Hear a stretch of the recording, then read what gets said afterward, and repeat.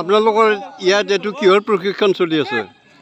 আমি যোৱা 7 জুলাই তাৰিখে ভাৰতৰ ছাত্ৰ ফেডাৰেশ্যন SFI আৰু ভাৰতৰ গণতান্ত্ৰিক যুৱ ফেডাৰেশ্যন DFIৰ যৌথ উদ্যোগত বৰম্বৈ খেলপথাৰত অসম আৰক্ষীৰ লগতে সামৰিক বিভাগৰ বিভিন্ন পদৰ বাছনি প্ৰক্ৰিয়াৰ বাবে শাৰীৰিক আৰু লিখিত পৰীক্ষাৰ বাবে ইয়াত আমি প্ৰশিক্ষণ শিবিৰ মুকলি কৰিছোঁ।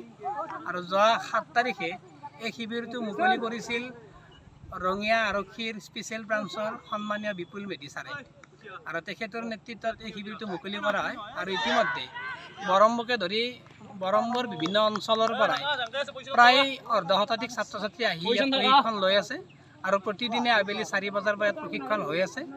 আৰু আমাৰ বৰম্বক কেন্দ্ৰ কৰি প্ৰায় 10-12 কিলোমিটাৰ দূৰত্বৰো ইয়াত ছাত্ৰ ছাত্ৰী এই প্ৰশিক্ষণ লৈছে।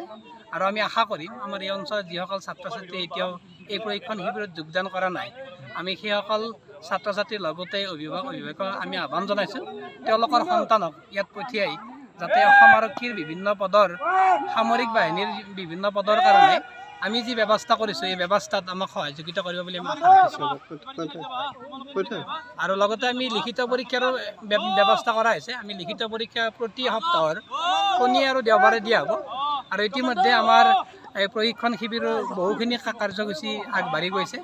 আৰু এই আমি আশা ৰাখিছোঁ তেওঁলোকে যাতে তেওঁলোকৰ জীৱনৰ যাত্ৰাপথত আৰু সফলতা অৰ্জন কৰি আমাৰ শিবিৰটোলৈ এটা গৌৰৱ কঢ়িয়াই আনে। তোমালোকে যে ইয়াত প্ৰশিক্ষণটো লৈ আছা, এই প্ৰশিক্ষণটোৰ পৰা তোমালোকৰ কিবা লাভালাভ হৈছেনে? লাভ হৈছে, বহুতখিনি লাভ হৈছে আমাৰ। কেনেকুৱা লাগিছে? বহুত ভাল লাগিছে। মানে আমাৰ ছাৰে ৰানিঙৰ কাৰণে ৰানিঙৰ এই প্ৰেক্টিচ শিকাইছে, লং জাম্পৰ শিকাইছে। তোমাৰ কেনে লাগিছে? ক'ব গ'লে আমাৰ প্ৰফিটটো বহুত বেছি হৈছে লাগাতছে। আমি যিখিনি পাৰোঁ সেইখিনিত চাই বহুত বেছি আমি আগ্ৰহ পাইছোঁ। আৰু লগতে আমাক বিনামূলীয়া প্ৰশিক্ষণ দিয়া হৈছে।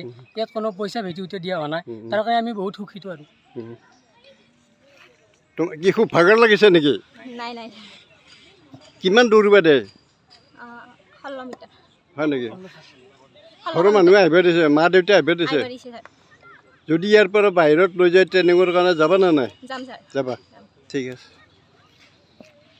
তোমাৰ কেনেকুৱা লাগিছে? ভাল লাগিছে? তোমাৰ? বহুত ভাল লাগিছে। তোমাৰ? বহুত উপকৃত হৈছোঁ আমি। তুমি দৌৰাত নিশ্চয় বহুত ভাল ন? ঘৰৰ অভ্যাস কৰিছা নে নাই? আগতে কৰিছোঁ। দৌৰা অভ্যাস কৰা নাই ঘৰত? এইবিলাক যি কৰি আছা ঘৰতো অভ্যাস কৰিবা দেই, ঠিক আছে।